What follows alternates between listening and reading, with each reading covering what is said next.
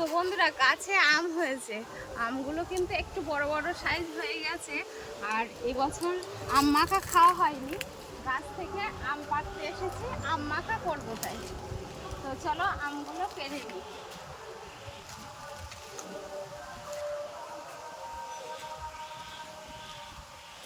পাড়া হয়ে গেছে, চলো এবার আম মাখা করা যাক। তো আম মাখা করার জন্য কটা লেবুর পাতা তুলে নিলাম, কটা লেবুর পাতা নিয়ে নিলাম। চলো, তো আমগুলো আমি কেটে ছাড়িয়ে নিয়েছি আর এরকম দু ফালি করে জলের মধ্যে ভিজিয়ে রেখেছি। এবার আমগুলোকে আমি তুলে নেব শিলে, একটু থেতো করে নেব আমগুলোকে। এই গরমের দিনে টক খেতে বেশ ভালোই লাগবে।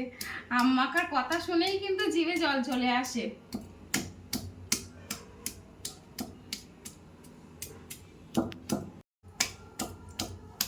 তো এরকম করে সব আমগুলোকে আমি ভালো করে থেতো করে নেব।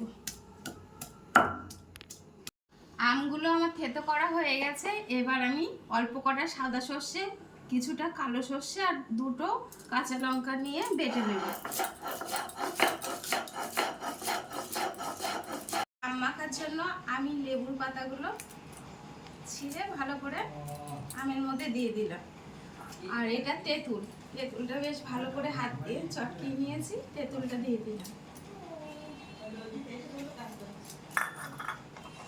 আর এখানে নিয়েছি আমি সন্দক লবণ, লঙ্কার গুঁড়ো, চিনি আর দুটো শুকনো লঙ্কা পোড়া, এগুলোকেও আমি দিয়ে দিলাম আমের মধ্যে।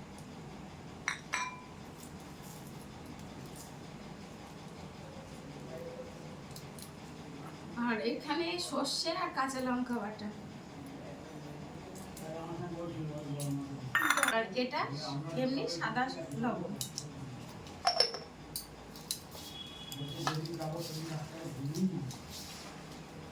সেন্টটা কিন্তু দারুণ বেরোচ্ছে।